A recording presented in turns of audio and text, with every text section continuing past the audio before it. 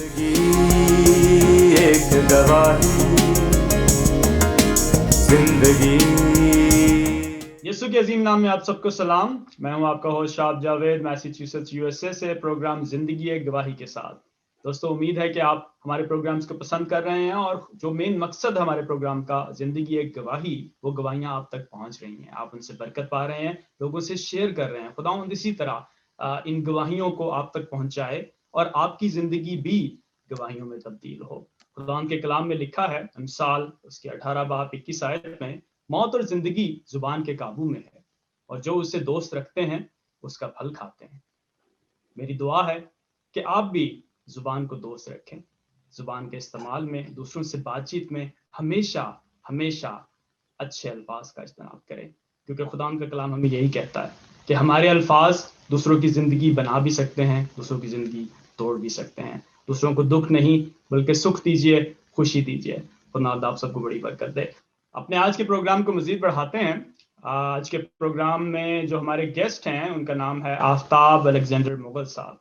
आफ्ताब भाई के बारे में बताता चलूं कि वो इस टाइम यूके में हैं। इससे पहले पाकिस्तान में 5 साल उन्होंने मुल्तान डायसिस में यूथ कोऑर्डिनेटर काम किया और जस्टिस एंड पीस कमीशन में एज एग्जीक्यूटिव सेक्रेटरी के तौर पे काम किया और 2006 से अब तक माइनॉरिटी कंसर्न्स, जो कि उसको उसके वो एडिटर इन चीफ हैं और उसी हवाले से माइनॉरिटी कंसर्न्स के हवाले से वो बात करते हैं। इंटरनेशनल प्लेटफॉर्म्स पे, इंटरनेशनल मैगजीन्स में बहुत सारे आर्टिकल्स लिखते हैं। जहां भी उनको मौका मिलता है अपने लोगों के लिए, अपनी कौम के लिए आवाज उठाते हैं। आफ्ताब भाई, कैसे हैं आप?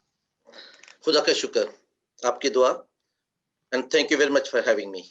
जी, यू वेलकम। आफ्ताब भाई, ये तो इंट्रोडक्शन था जो कि मैंने करवाया, लेकिन मैं चाहूंगा कि आप हमारे देखने वालों को अपने बारे में मजीद बताइए। कहाँ से ये सफ़र शुरू हुआ, कैसे आपकी इब्तदाई तालीम कहाँ से है, आपका ताल्लुक कहाँ से है और यूके तक पहुंचने का ये सफ़र कैसे रहा? बहुत शुक्रिया। मेरा ताल्लुक एक छोटे से इलाके से है, मुजफ्फरगढ़ उसका नाम है, और मेरी पैदाइश एक किराए के घर में हुई। और क्योंकि मेरे माँ बाप बहुत गरीब थे, वो अफोर्ड नहीं करते थे, अपना घर नहीं था, लेकिन उन्होंने अपनी जो जिंदगी की सारी इन्वेस्टमेंट थी, अपना टाइम, एनर्जी, अपनी ख्वाहिशात, वो कोशिश की कि मेरी तालीम और मेरी तरबियत में सर्फ करें। और मैं हमेशा जब भी अपने बारे में सोचता हूँ या कोई काम करना चाहता हूँ, तो मैं हमेशा ये सोचता था कि मेरे इस अमल से मेरे माँ बाप को कोई शर्मिंदगी ना हो। तो उनकी जो कुर्बानी थी, मैंने कोशिश की कि मैं उनके लिए शर्मिंदगी का बायस ना बनूं, बल्कि उनके लिए फख्र का बायस बनूं। और दूसरी बात, मैं बड़ा प्रिविलेज्ड रहा क्योंकि मुझे बचपन ही से सपोर्टिव पेरेंट्स मिले, कम्युनिटी मेरी बहुत सपोर्टिव थी, और मैं जहाँ-जहाँ भी गया, मेरे स्कूल में लोगों ने मुझे बहुत मदद दी है। इसलिए मैं उन सब लोगों का शुक्रगुजार हूँ जिन्होंने इस जिंदगी के सफर में मेरी रहनुमाई की, मुझे सपोर्ट किया और मेरे साथ रहे। मेरी जो इब्तदाई तालीम हुई वो मुजफ्फरगढ़ के कैथलिक स्कूल में हुई। आप कह सकते हैं कि उस जमाने का वो टाट स्कूल था, हम नीचे बैठते थे। 5 साल मैंने वहाँ पढ़ा, लेकिन मेरे जो उस्ताद मास्टर अहमद साहब थे, उन्होंने बहुत मेहनत की हम पे। और हमारे उस ज़माने में जो मुल्तान डायसिस के बोर्ड्स के इम्तिहान होते थे, और जो बच्चे उस बोर्ड के इम्तिहान में टॉप करते थे, उनको स्कॉलरशिप मिलता था और फिर वो हॉस्टल में जाते थे। तो मैंने मज़हबी तालीम में टॉप किया पूरी डायसिस में, और फिर मुझे स्कॉलरशिप मिला और मैं चक 133 मियाँ चन्नू में उस हॉस्टल में चला गया। 5 साल मैं वहाँ रहा, और वहाँ भी हमारे जो स्टाफ था वो बहुत ही यूनिक था। वो कोशिश करते थे कि दिन रात वो हमारी रहनुमाई करें, हमें लुक आफ्टर करें। मैं एक एग्जांपल देता हूँ कि मेरे एक जब हमने मैट्रिक का एग्जाम देना था, तो उस ज़माने में भी आज भी इस्लामियत के बजाय एक इखलाकियात का पर्चा होता था। तो हमारे स्कूल ने डिसाइड ये किया कि हम इखलाकियात का पर्चा नहीं देंगे, बल्कि इस्लामियत ही पढ़ेंगे। इसलिए कि जब आप इखलाकियात का पेपर देते हैं, तो एकदम पता चलता है ये गैर मुस्लिम है, और आपके जो नंबर है वो कट जाते हैं। और अखलाकियात में तो आपको बहुत ही कम नंबर मिलते हैं। लिहाजा उन्होंने एक मुल्तान से, आज भी मुझे उनका नाम याद है, पताफी साहब, उनको बुलाया। उन्होंने 6 महीने में हमें इस्लामियत पढ़ाई। मुझे आज भी याद है कि मैंने 30 जो थी सूरा, सॉरी 13 सूरा और 30 अहादीस वो रटा ली थी। और मेरे मतलब अपने स्कूल में मैंने इस्लामियत में सबसे टॉप के नंबर लिए, 72 मार्क्स। फिर वहां से जिंदगी जो है वो खत्म हुई, लेकिन उस जिंदगी ने मेरी फॉर्मेशन में बहुत रोल प्ले किया उन 5 सालों में, क्योंकि मुझे जो सोशल स्किल्स हैं, स्कूल ने मुझे डिग्री दी, सर्टिफिकेट दिया, लेकिन जो सोशल स्किल्स हैं, लोगों के साथ मिलना, बात करना, इंटरेक्ट करना, लोगों की बर्दाश्त करना, कैसे अपनी बात को आगे बढ़ाना है, कैसे दूसरों का ख्याल रखना है, कैसे हमने मिलकर एक इज्तिमाई जद्दोजहद करनी, ये सारे जो स्किल्स थे और जो नजरियात थे, उनमें मेरे हॉस्टल की जिंदगी का बहुत रोल है। Then I came back to Muzaffargarh college के लिए, और कॉलेज में भी मैं बड़ा खुशकिस्मत था। मैं अकेला ही उस जमाने में पूरे कॉलेज में, मुजफ्फरगढ़ के डिग्री कॉलेज में अकेला क्रिश्चियन स्टूडेंट था। लेकिन मुझे कभी भी ये महसूस नहीं हुआ कि मैं क्रिश्चियन हूँ और ये मेरे साथ कोई तासुब करेंगे, बल्कि मैं क्लास में कह लें कि जो होते हैं ना कुछ मकबूल, मैं बहुत यंग था, क्लास में ऑलमोस्ट सबसे छोटा, लेकिन जो मकबूल स्टूडेंट्स होते हैं, क्योंकि उस जमाने में मुझे गाने का बहुत शौक था, ठीक है, तो क्लास के बाद या जो होती है ना कैंटीन में जाके और ग्राउंड में बैठना, तो ना कहना चलो भाई आफ्ताब को बुलाओ यार, भाई ये सुनते हैं। फिर मैंने मास्टर्स किया बहावलपुर यूनिवर्सिटी से पॉलिटिकल साइंस में, और उसके बाद मैंने ऑब्वियसली जो है वो प्रैक्टिकल लाइफ शुरू की। मैंने लिखने का काम शुरू किया, जो मेरा एक किस्म का, मैं समझता था कि मेरा पैशन है, जिससे मैं ज्यादा लोगों तक अपनी बात पहुंचा सकता हूं, जो मैं सोचता हूं। और मेरा उस जमाने में जो फोकल पॉइंट था वो यूथ थी। मैं आज भी सोचता हूं कि अगर मुझे जिंदगी में कुछ ऐसा मौका मिले कि मुझे फ्री हैंड मिल जाए, कुछ करने के लिए मौका मिले, तो मैं यूथ को फोकस करूंगा आज भी। तो उस जमाने में मैंने यूथ को फोकस किया। मैंने एक मैगजीन शुरू किया, निशान राह, और इसके अलावा मैंने लिखना शुरू किया दूसरे अखबारात में।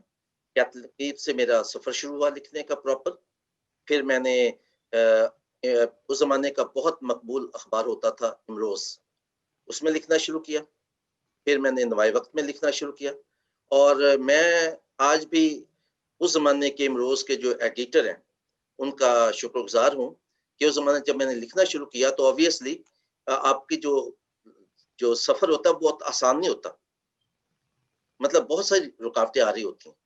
तो कुछ लोगों ने जो ऑफिस में थे, जब मैं आर्टिकल दे के आता था तो वो मतलब मुझे डिस्करेज करते थे, क्योंकि मैं एक मसीही हूँ, मेरा एक आर्टिकल छप रहा है बहुत यंग, ठीक है, और एडिटोरियल पेज पे छप रहा है, तो ये मतलब उनके लिए शायद काबिल कबूल नहीं था। तो काफी देर मैंने, मेरा आर्टिकल नहीं छपा, तो उस जमाने के जो थे एडिटर, उन्होंने मुझे बुलाया कि तुम्हारा कोई आर्टिकल नहीं आया अभी तक। मैंने कहा सर मैं तो दे के जाता हूँ, अब पता नहीं आपको क्यों नहीं मिलता। तो उन्होंने कहा कि आइंदा से ये मेरा कमरा है, ये दरवाजा है, जब भी आना है लिफाफे में डालना आर्टिकल और दरवाजे से अंदर फेंक दे, वो बराह रास्त मुझे मिलेगा, ठीक है, और विद इन वीक वो छपेगा। फिर मैंने जो है वो जाहिर है कि प्रैक्टिकल लाइफ शुरू की। मैंने मुल्तान डायसिस को सर्व करना शुरू किया एज अ यूथ डायरेक्टर 5 साल। मेरे पास 13 डिस्ट्रिक्ट्स थे जनूबी पंजाब के, जिनकी यूथ को ऑर्गेनाइज करना मेरी जिम्मेदारी थी, और मैं खुदा का शुक्रगुजार हूँ कि उसने उस मेरे काम में बहुत बरकत दी। मुल्तान डायसिस उस जमाने में एक वाइब्रेंट यूथ रखती थी। फिर मैंने जाहिर है जस्टिस पीस कमीशन जो मुल्तान में है, नेशनल ऑफिस उनका मुल्तान में है, मेजर पीस का, तो उन्होंने मुझे ऑफर की कि हम ऑफिस खोलना चाहते हैं, तो अगर आप यहाँ पे आ जाएं। तो मैंने कहा जी मेरे लिए बहुत एजाज की बात है, मैं तो मतलब आई फील प्रिविलेज्ड कि मुझे ये आप मौका दे रहे हैं कम्युनिटी को सर्व करने का। तो 14 साल मैंने वहाँ खिदमत की। फिर मुझे यहाँ पढ़ने का मौका मिला। मैं ब्रैडफोर्ड यूनिवर्सिटी में पीस स्टडीज में मैंने 2 महीने का कोर्स किया और वो मैं समझता हूँ मेरी जिंदगी का बेहतरीन वक्त था। मैंने बहुत इंजॉय किया प्रैक्टिकल लाइफ को वहाँ पे। और फिर मैंने मास्टर्स एक और किया लंदन से, इंटरनेशनल रिलेशंस और globalisation.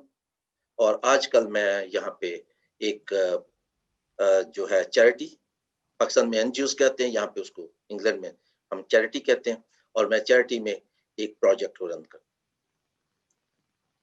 Thank you very much Aftab भाई। बड़ी खूबसूरत बातें आपने शेयर की हैं हमारे साथ कि किस तरह से एक छोटी से स्कूल से आपका सफ़र का आगाज़ हुआ। लेकिन मुझे बड़ी अच्छी लगी ये बात कि आपने बताया कि जिस जगह पर भी आप रहे, चाहे वो स्कूल था, कॉलेज था या कोई भी इदारा था, हमेशा सपोर्टिव लोग आपके साथ थे।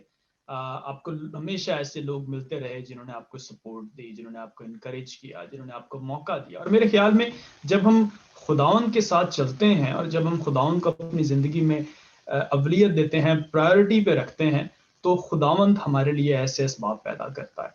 और हम जहाँ भी जाएं, हम जो कुछ भी करें, जैसा कि हमने आपकी ज़िंदगी से देखा कि आपके सारे सफ़र में खुदावंद आपके साथ था। खुदावंद ने आपको चुन लिया था उस मकसद के लिए, जो अपने लोगों के लिए उसने आपको चुना, उसने अपने लोगों के लिए आपको तैयार किया। और आज आप जहाँ भी हैं, आप पाकिस्तान में रहे और अब आप यूके में हैं, लेकिन जहाँ भी हैं आपका कंसर्न माइनॉरिटी कंसर्न है, आपका कंसर्न अपने लोग हैं। और यही खूबसूरती है मसीहत की कि खुदावंद हमेशा हमारे साथ है। जब हम इस चीज़ को महसूस करते हैं, अपनी ज़िंदगी में प्रायोरिटी पे रखते हैं, तो खुदावंद हमें बरकतों से मालामाल भी करता है और हमारे दिल की ख्वाहिशात को पूरा करता है। खुदावंद इसी तरह से आपके इस जर्नी को लेकर चले और हमेशा आपके साथ रहे। आता भाई, आपने जिक्र किया उन सारी मुश्किलात का, रुकावटों का, जो कि इस सारी जर्नी में आपने फेस की। लेकिन मैं चाहूँगा कि अपने इस प्रोग्राम के हवाले से, क्योंकि हमारा प्रोग्राम ही ज़िंदगी एक गवाही है, तो कुछ 1-2 टेस्टिमनीज, कोई ख़ास बात जिन मराहिल ने आपकी ज़िंदगी को एक गवाही बना दिया, वो आप हमारे देखने वालों से शेयर करेंगे। पहले तो मैं 2 बातें आपका जो सवाल है उस पे आने से पहले 2 बातें करना चाहता हूँ। एक तो ये कि मैं इस बात पे बिलीफ मेरा है, मेरा पूरा यकीन है इस बात पर कि खुदा ने हर इंसान को यूनिक और मुनफरिद बनाया है, और खुदा ने हर इंसान को कोई ना कोई तोहफा जरूर दिया है, खा वो बोलने का है, लिखने का है, सुनने का है, कम्युनिकेट करने का है, कम्युनिटी डेवलपमेंट का, कोई भी मुख्तलिफ तोहफे हैं हमारी जिंदगी में। और अगर हम उन तोहफों का इस्तेमाल नहीं करते तो शायद हम खुदा को मायूस करते हैं। तो मैंने जैसे आपको पहले अर्ज किया कि मेरा पहला जो यूनिट था वो मेरे पेरेंट्स थे। जब मैंने उनकी कुर्बानी को देखा कि वो किस तरह मेहनत करके मुझे पढ़ा रहे हैं, तो मैंने कहा कि मैंने इनको मायूस नहीं करना। इसी तरह जब खुदा हमारे साथ सफर में मौजूद होता है तो फिर हमें खुदा को भी मायूस नहीं करना, क्योंकि खुदा ने भी हम पे कुछ उम्मीदें लगाई होती हैं। खुदा खुद आके सब कुछ नहीं कर रहा था, वो इंसानों को इस्तेमाल करता है, जैसे उसने मूसा को इस्तेमाल किया, ठीक है, जैसे उसने साउल को इस्तेमाल किया, मरियम को इस्तेमाल किया।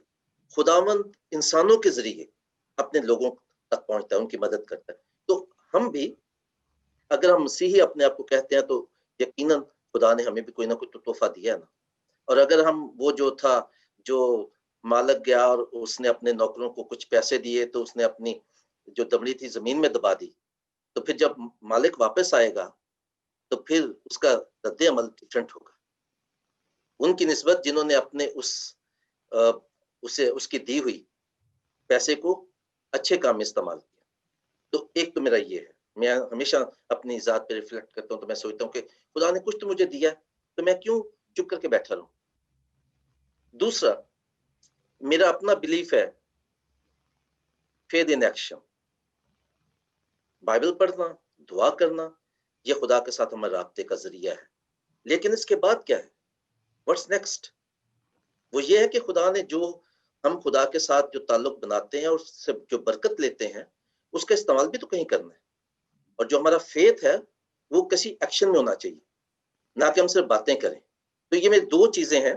और दूसरी जो मेरी टेस्टमनी है, मैं शुरू से, क्योंकि मैं एक क्रिश्चियन घर में पैदा हुआ, लेकिन लाजमी नहीं कि आप जब क्रिश्चियन घर में पैदा हो तो आपका जो फेथ का जो लेवल है वो एक जैसा हो। डिफरेंट लोगों का डिफरेंट लेवल होता है, हर एक का अपना एक अंदाज है। लेकिन मेरी बचपन से, क्योंकि मैंने आपको बताया कि मैं किराए के घर में पैदा हुआ था, तो हमारा घर चर्च से बहुत दूर था। तो मेरी अम्मी सुबह-सुबह उठती थी 5 बजे के करीब, और पहला काम वो ये करती थी कि मुझे उठाती थी और चर्च लेके आती थी। उस वक़्त मैं तकरीबन कोई 3-4 साल का था। हम चर्च जाते थे, दुआ करते थे, जो सुबह-सुबह चर्च में दुआ होती है, और उसके बाद वापस जाते थे। फिर मेरी अम्मी जो है वो ज़िंदगी के बाकी काम करती थी। तो वहाँ से मैंने अपनी अम्मी से ये सीखा कि कैसे खुदा के साथ इंटैक्ट रहना है हर वक़्त। कोई भी मुश्किल हो, किसी भी किस्म के हालात हो, वो तो हालात तो हमेशा ही रहते हैं, मुश्किलें तो आती ही रहती हैं, लेकिन उनसे डरना थोड़ी। यीशु की ज़िंदगी कोई आसान ज़िंदगी थी? मतलब खुदा का बेटा था, तो किस कदर मुश्किल ज़िंदगी थी उसकी। तो हम तो फिर आम इंसान हैं। दूसरा जो मेरा ज़िंदगी का मैं कहता हूँ कि टर्निंग पॉइंट था, जब मैं वापस आया हॉस्टल से अपनी मैट्रिक की एजुकेशन मुकम्मल करके, और मैंने आके तो कोशिश की कि मैं अपनी कम्युनिटी को डेवलप करूँ, और मैंने एक ऑर्गेनाइजेशन बनाई, सोशल वेलफेयर ऑर्गेनाइजेशन। और वहाँ से मैंने जो लोगों को तैयार करना, नौजवानों को इकट्ठा करना और उन्हें मुस्बत कामों में इस्तेमाल करना, कम्युनिटी की डेवलपमेंट के लिए। और ये एक जो था, अभी एक फेज़ था कि 1980s में समवेयर ज़िया के दौर में अटैक हुआ था। रहीम खां चर्च, शायद आप तो बहुत छोटे होंगे, तो आपको शायद वो याद ना हो, लेकिन मुझे याद है कि वो 1980s में सम टाइम, अब मुझे एग्ज़ैक्ट सन याद नहीं, या 84 है या 85 है समवेयर। तो उसमें रहीम खान में एक चर्च को जलाया गया। तो वो मेरा टर्निंग पॉइंट था कि क्यों मज़हब की बुनियाद पर मसीहों के साथ ये ज़्यादती होती है कि उनकी इबादतगाह भी महफूज़ नहीं।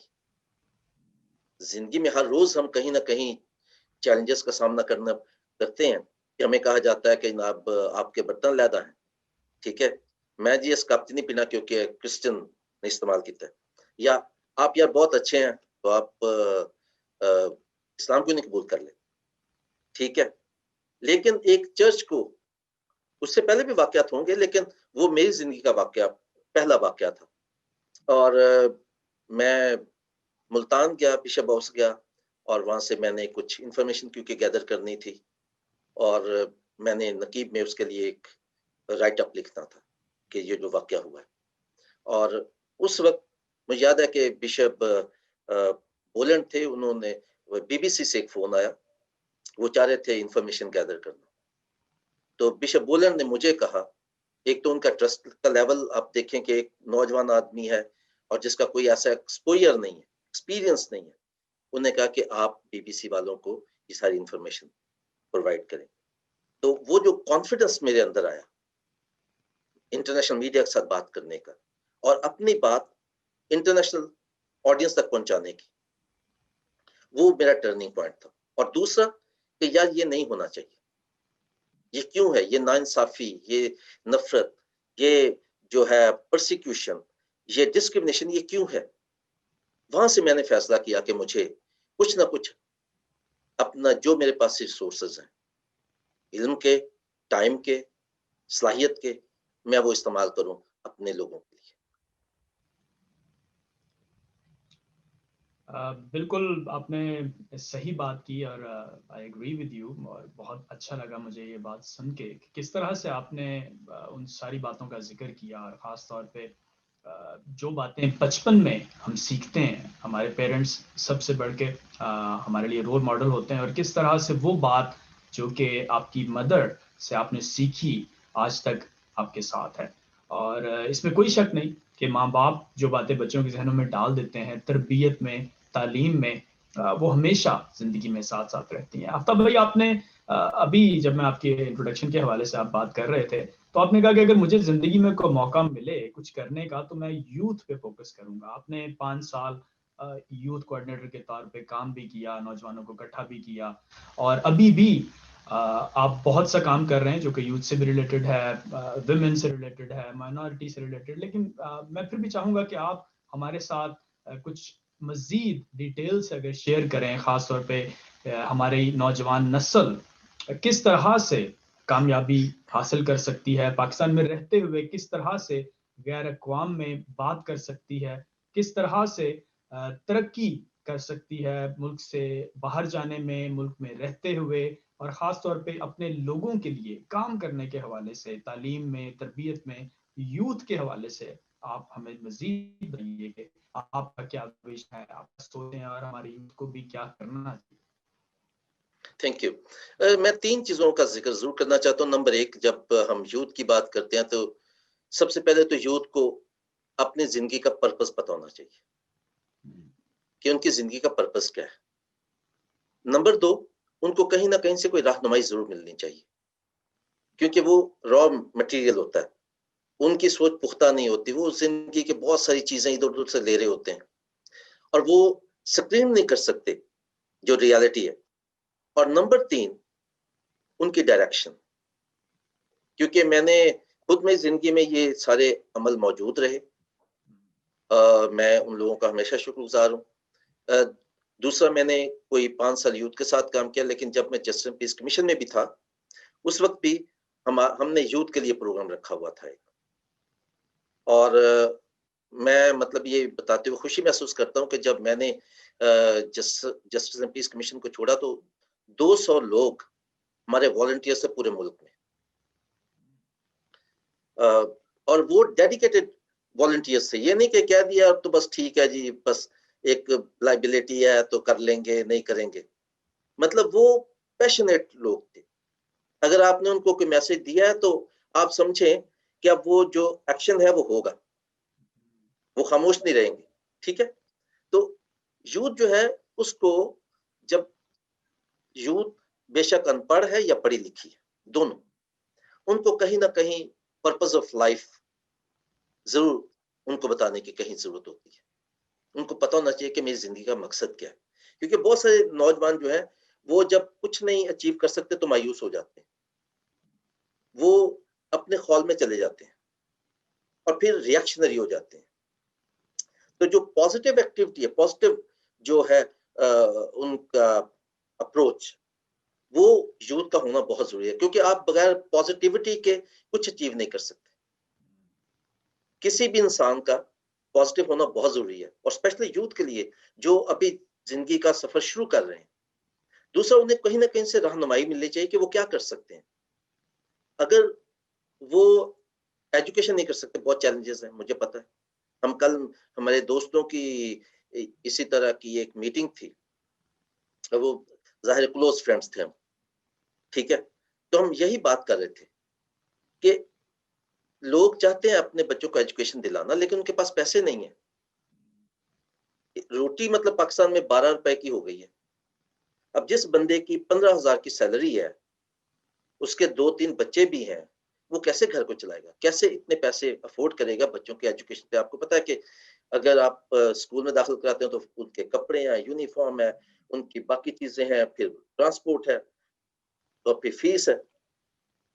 तो जहाँ पे एजुकेशन नहीं हो सकती, तो वहाँ पे टेक्निकल एजुकेशन आप बच्चों को दिला सकते हैं। और इसमें क्योंकि फैमिली जो होती है गरीब होती है, उनके पास बहुत कम इल्म होता है, बहुत कम नॉलेज होता है, बहुत कम रिसोर्सेज़ होते हैं।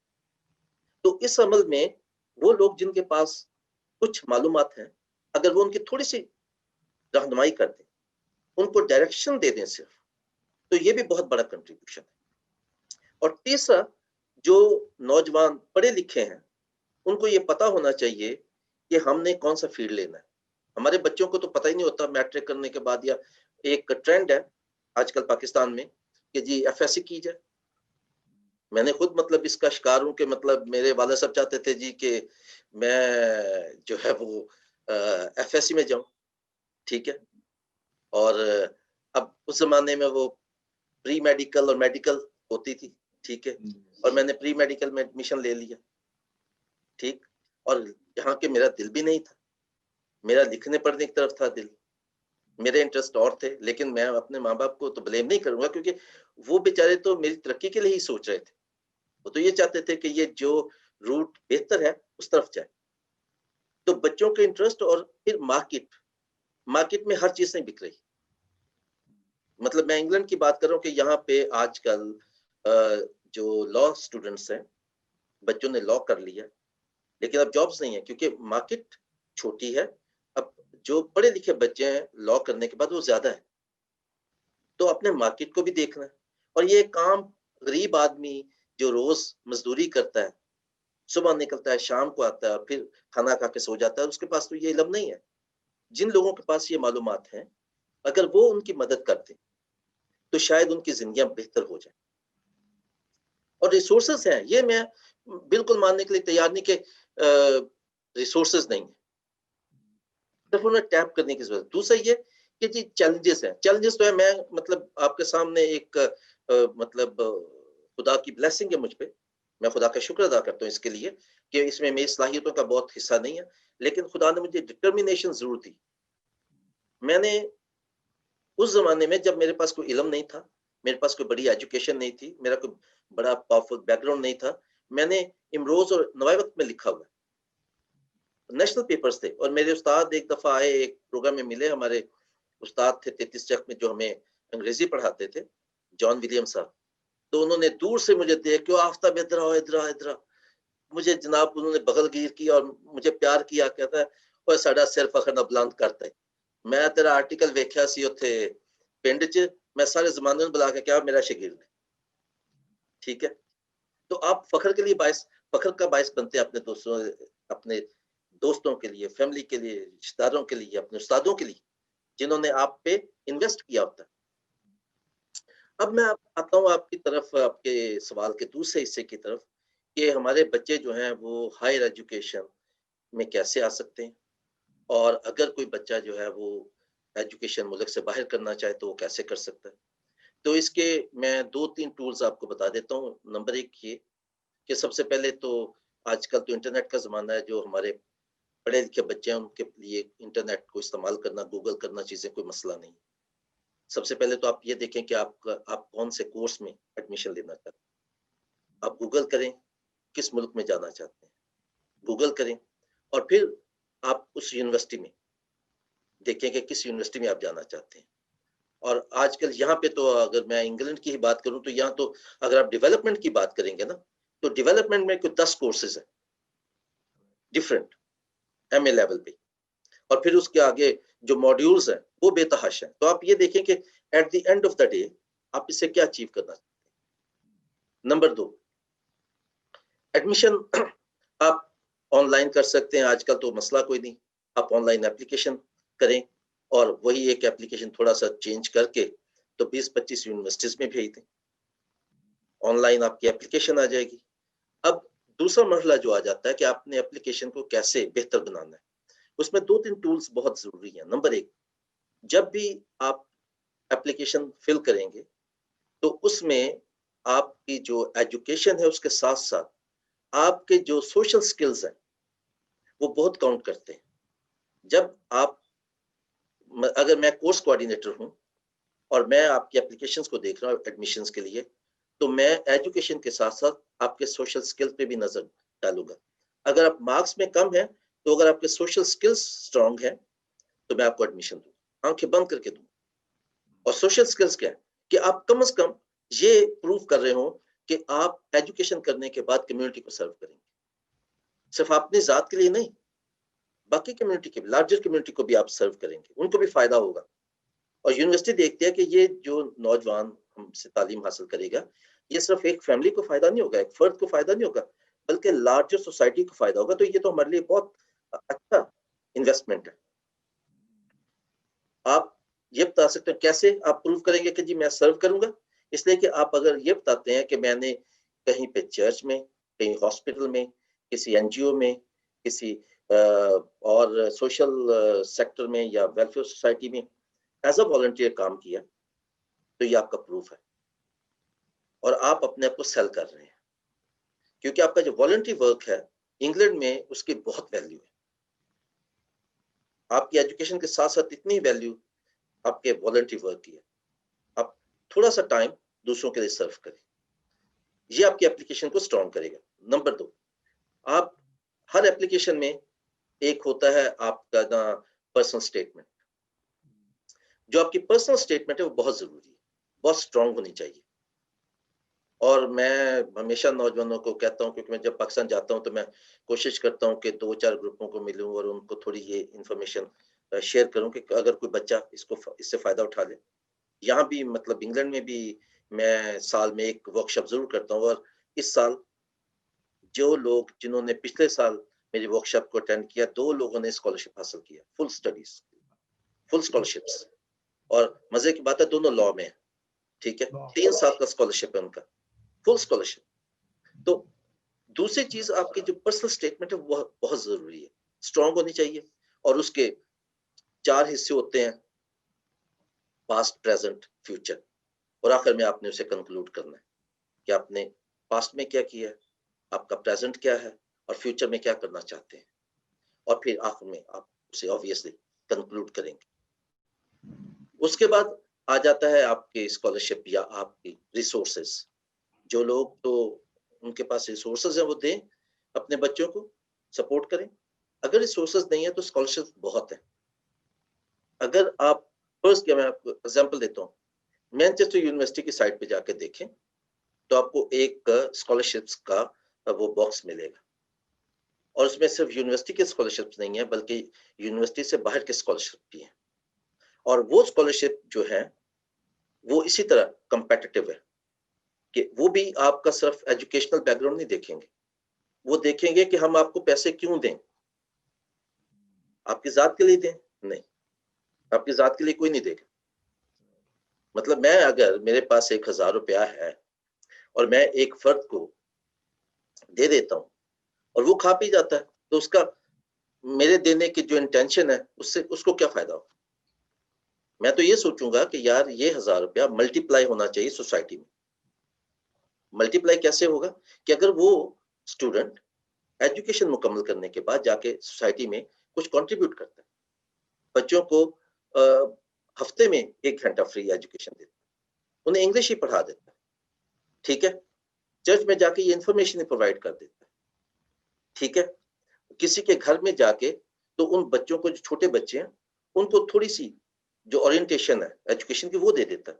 तो ये इसका बहुत बड़ा कंट्रीब्यूशन है। इसलिए फिर दूसरा मतलब स्कॉलरशिप का, और स्कॉलरशिप बहुत है। मैं एक दफा ट्रेवल कर रहा था पाकिस्तान से यूके के लिए, तो मेरे साथ जो नौजवान बैठा था वो पढ़ने के लिए आ रहा था। ऐसे ही हम आपस में सफर में जैसे हम मुतारफ करते हैं एक दूसरे के साथ, तो मैंने अपना तारफ कराया, मैं पाकिस्तान था, वो भी पाकिस्तानी था।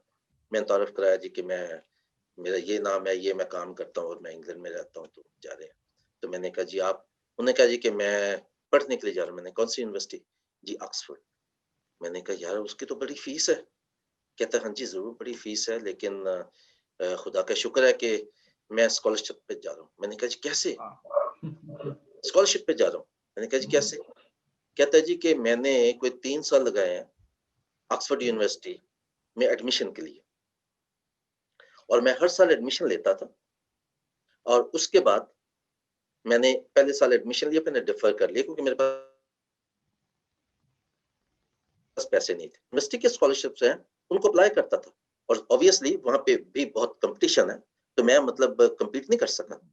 लेकिन मैंने हिम्मत नहीं आ रही, मैं हर साल जब टाइम आता था यूनिवर्सिटी ज्वाइन करने की, तो मैं एक ईमेल भेज देता था अपने कोर्स कोऑर्डिनेटर को कि जी सॉरी मैं इस साल क्लास ज्वाइन नहीं कर सकता, तो क्या मैं डिफर कर सकता हूँ।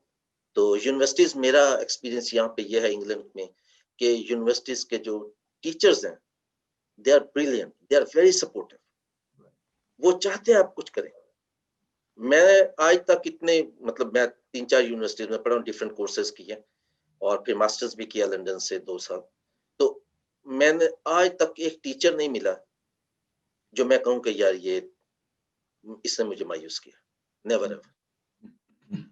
तो जब मैंने उससे पूछा कि कैसे, उसने कहा जी कि मैं हर साल डिफर कराता था, और उसके बाद अब तीसरे साल मुझे यूनिवर्सिटी से एडमिशन, वो स्कॉलरशिप आ गया, क्योंकि वहां पे कई ऐसे सब्जेक्ट्स हैं ऑक्सफोर्ड यूनिवर्सिटी में कि 30% स्कॉलरशिप्स वो लैप्स होते हैं हर साल, क्योंकि लोग डरते हैं। ऑक्सफोर्ड का नाम बहुत बड़ा है और लोग डरते हैं पहले तो एडमिशन लेने में कि यार ऑक्सफोर्ड में कहाँ मुझे मिलेगा एडमिशन। तो मैं तो इस बात का कायल हूं कि यार ट्राई करने में क्या हर्ज है, मतलब कोशिश करने में क्या हर्ज है। आप घर में बैठे हैं ना, कंप्यूटर है, इंटरनेट है, यही है ना इन्वेस्टमेंट, और आपका थोड़ा सा टाइम, ट्राई करने में क्या हर्ज है।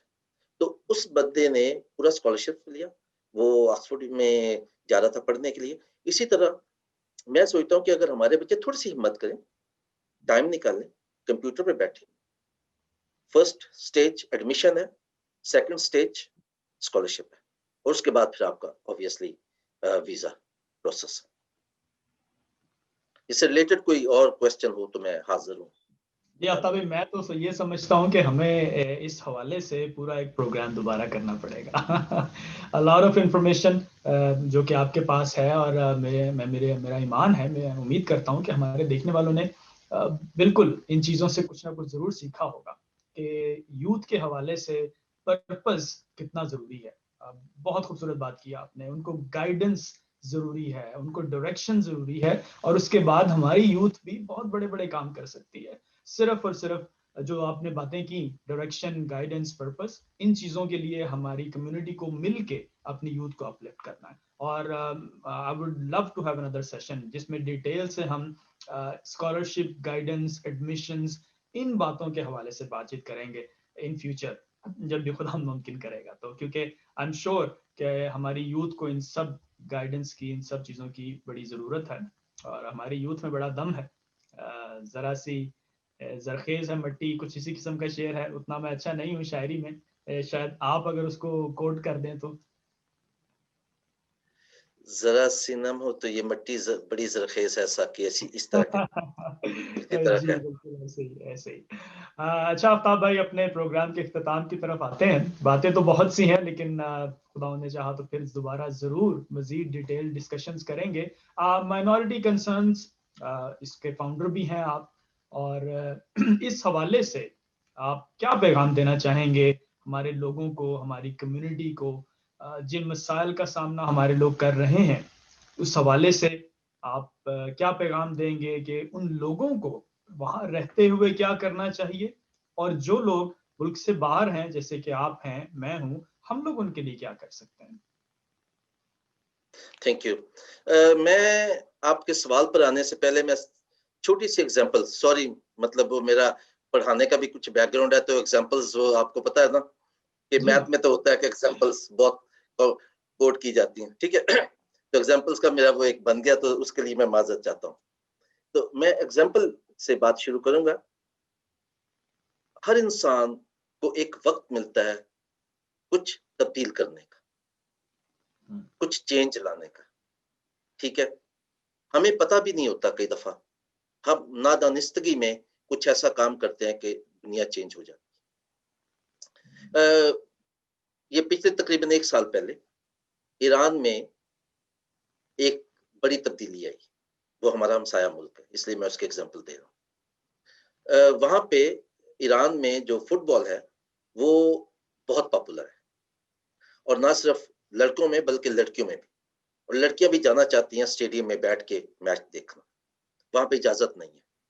पिछले साल एक लड़की ने मर्दाना कपड़े पहनकर तो स्टेडियम में चली गई, और obviously at the end of the day वो पकड़ी गई, क्योंकि एक लड़की अगर मर्दों में बैठी है तो वो पहचानी जाएगी, और एक लड़का लड़कियों में बैठा वो पहचाना जाएगा। थोड़ी देर के बाद वो पकड़ी गई, उसको जेल भेज दिया। अब क्योंकि वो स्टेडियम में से पकड़ी गई थी, वहां पे ज्यादा यूथ थी, तो यूथ ने रिएक्ट किया क्विकली, और वो एक यूनिवर्सिटी में पढ़ाती थी, उन्होंने क्विकली रिएक्ट किया। और सोशल मीडिया आपको पता है, व्हाट्सएप और फेसबुक और ट्विटर, इस पे मैसेज भेजना शुरू कर दिए, और अगले ही दिन तेहरान की सड़कों पे हजारों का मजमा मौजूद था, नौजवानों का, जो गवर्नमेंट के खिलाफ नारे लगा रहा था और उस लड़की की रिहाई का डिमांड कर रहा था। और आपको पता है कि ईरान में कितनी स्ट्रिक्ट गवर्नमेंट है, और वहां पे कुछ रिलीफ लेना कि आसान काम नहीं है, ठीक है। एक मतलब वो जहद मुसलसल है वहां पे। 3 महीने के बाद गवर्नमेंट को अपना अपना माइंड चेंज करना पड़ा। वो लड़की रिहा हुई और उसके बाद गवर्नमेंट ने जो नया लॉ बनाया कि लड़कियां भी स्टेडियम में जाके मैच देख सकती हैं। ऑब्वियसली उनका एम्प्लॉयर वो सेपरेट होगा। अब वो लड़की बेशक अपने शौक के लिए गई, लेकिन उसके एक छोटे से कदम ने कितनी बड़ी डायरेक्शनल पॉलिसी चेंज ईरान में लाई। अमेरिका में सिविल जो सिविल राइट्स मूवमेंट थी, वो एक औरत ने बगावत की बस की अगली सीट पर बैठने की, क्योंकि वहां पे काले बैठ नहीं सकते थे। तो वो पूरी एक मूवमेंट को उसने डेवलप किया और आज सिविल राइट्स की मूवमेंट जो है बहुत ताकतवर है। कालों पास बहुत सारे, जिनको हम काले, सॉरी मतलब ये कुछ लफ्ज ठीक नहीं, लेकिन ऑब्वियसली इस कॉन्टेक्स्ट में मैं इस्तेमाल कर रहा हूँ, उनको बहुत से राइट्स मिले हैं। इसी तरह मैं समझता हूँ कि हमारे जो आम लोग हैं, बेशक वो जितने भी कमजोर, जितने भी गरीब, जितने भी डिप्राइव्ड है, हर एक को खुदा ने कुछ तोहफा दिया है और उस कम से कम वो आवाज तो उठा सकता है, बोल तो सकता है, कहीं बात तो कर सकता है। मेरा एक पैगाम जो है, वो पैगाम तो नहीं, मैं मतलब तो बहुत सा आम सा इंसान हूँ, बहुत कमजोर इंसान हूँ, इसलिए मैं पैगाम दे नहीं सकता, मैं कोई लीडर नहीं हूँ। लेकिन जो मैं सोचता हूँ अपने लिए, मैं वही शेयर कर सकता हूँ कि जो हमारी इज्तिमाई एक जिम्मेदारी है, वो ये है कि किसी भी कौम और किसी भी इंसान की जिंदगी में जो तरक्की और नाकामी के मामलात होते हैं, उसमें 50% हिस्सा एक्सटर्नल फैक्टर्स का होता है और 50% हिस्सा इंटरनल फैक्टर्स का। और वो जो इंटरनल फैक्टर्स हैं वो हमारे हाथ में होते हैं, क्योंकि वो हमारे अंदर से होते हैं। उनको बेहतर बनाने के लिए हम अपना रोल जरूर प्ले कर सकते हैं। तो हमें अपनी पहले नाकामियां, जो कमजोरियां, उनको दूर करने की जरूरत है। हमारे कम्युनिटी में जो एक इज्तिमाइयत के साथ काम करने का रुझान है, बहुत कम है अनफॉर्चुनेटली, क्योंकि मैं कोई 20 साल प्रैक्टिकल लाइफ में रहा हूँ पाकिस्तान में, और पाकिस्तान के पूरे मतलब पूरा पाकिस्तान मैंने घूमा है और आम लोगों के साथ इंटरेक्ट किया है। तो जो ये इज्तिमाई मामला है, ये बहुत कम है। हम दूसरों को इनकरेज नहीं करते, दूसरों की तारीफ नहीं करते, दूसरों को कबूल नहीं करते। और अगर हम दूसरों को कबूल नहीं करेंगे तो फिर एक वक्त आएगा कि शायद खुदा भी हमें कबूल नहीं करेगा। दूसरा, मैं पेरेंट्स को चाहता हूँ कि हर बच्चे में कोई ना कोई सलाहियत होती है, उनको इनकरेज करें, उनकी मदद करें, उन्हें आगे बढ़ने में उनकी हौसला अफजाई करें। और यूथ के लिए तो मैंने पहले अर्ज कर दिया कि यूथ जो है वो हमारा फ्यूचर है, वो हमारा कोर है, जिस पे हमें फोकस करना है, नजर रखनी है।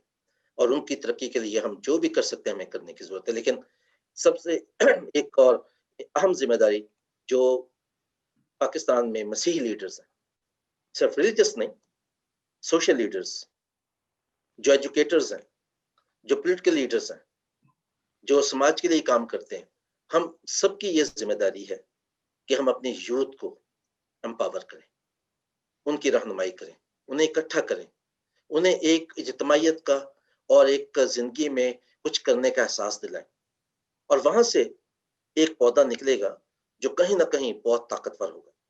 मैं अक्सर जब देखता हूँ ना, आजकल आपको पता है टीवी पे बहुत नए नए सिंगर्स आके प्ले कर रहे होते हैं, गिटार पकड़ी होती है, वो जो ज्यादातर अमीर लोगों के बच्चे होते हैं, जिनके जो बड़े प्रिविलेज्ड होते हैं, जिनको जिंदगी में कुछ करने की जरूरत नहीं होती, यूनिवर्सिटी की गिटार पकड़ा और टीवी पे आगे, वहां भी रिश्तेदार होते हैं तो उन्हें चांस भी मिल जाता है, जितना ही बेशक जितना भी फजूल गा रहे हो। तो मैं अक्सर जब हम प्रोग्राम में से देख रहे होते हैं तो अक्सर मैं उठ रहा होता हूँ, अपनी मिसेज से बात करता हूँ कि देखो हमारे जो बच्चे हैं ना, छोटे छोटे बच्चे जो चर्चेस में गाते हैं, क्वायर्स में होते हैं, ये शायद इनसे अच्छा गा सकते हैं, उनकी आवाज इनसे ज्यादा खूबसूरत है, लेकिन वो यहाँ पे नहीं है। क्यों? ना तो उन्हें कोई डायरेक्शन मिली और ना किसी ने उनकी उंगली पकड़ी और ना यहाँ तक वो पहुंच सकते हैं क्योंकि उनके रिसोर्सेज नहीं। तो ये जिम्मेदारी है वो लोग जो थोड़ा बहुत सोचते हैं, जिनके पास कुछ रिसोर्सेज हैं। रिसोर्सेज में पैसा नहीं होता, मैं ये क्लियर कर दूं, रिसोर्सेज बहुत कुछ होता है। आपका टैलेंट होता है, आपका वक्त होता है, आपका इल्म होता है जो आप दूसरों के साथ शेयर करते हैं। तो अगर हम ये चीजें अपने आने वाली नस्ल के साथ शेयर करें तो बहुत से नौजवान जो है वो बाहर निकलेंगे और हमारे लिए फख्र का बायस बनेंगे। सिर्फ अपने अपने लिए नहीं, अपने खानदान के लिए नहीं, हमारे लिए, पाकिस्तान के लिए। क्योंकि पाकिस्तान के भी अच्छे नौजवानों की जरूरत है। अच्छे नौजवान आएंगे तो पाकिस्तान तरक्की करेगा। अगर पाकिस्तान तरक्की करेगा तो सिर्फ एक कम्युनिटी तरक्की नहीं करेगी, फिर इज्तिमाई तौर पे पूरा पाकिस्तान तरक्की करेगा। और हम सब की ऑब्वियसली हैसियत, मैं तो एक प्राउड, मैं हमेशा कहता हूँ, मैं I am a proud Pakistani Christian, ठीक है। तो हम पाकिस्तान को खूबसूरत देखना चाहते हैं, लेकिन ऑब्वियसली हमारा फोकस जो है वो अपनी कम्युनिटी, हम उनको भी देखना चाहते हैं कि वो एक बाइज्जत और बेहतर जिंदगी गुजार सके। Thank you very much Aftab भाई, वक्त देने का, हमारे साथ इन सारी बातों को शेयर करने का। हमारा ईमान है कि खुदावंद इसी तरह से आपको अपने जलाल के लिए इस्तेमाल करता रहेगा और आप अपने लोगों के लिए आवाज उठाते रहें, अपने लोगों के लिए हक की बात करते रहें और अपने लोगों के कंसर्न्स को लोगों तक, बल्कि पूरी दुनिया तक पहुंचाते रहें। Thank you very much. Thank you, thanks for having me.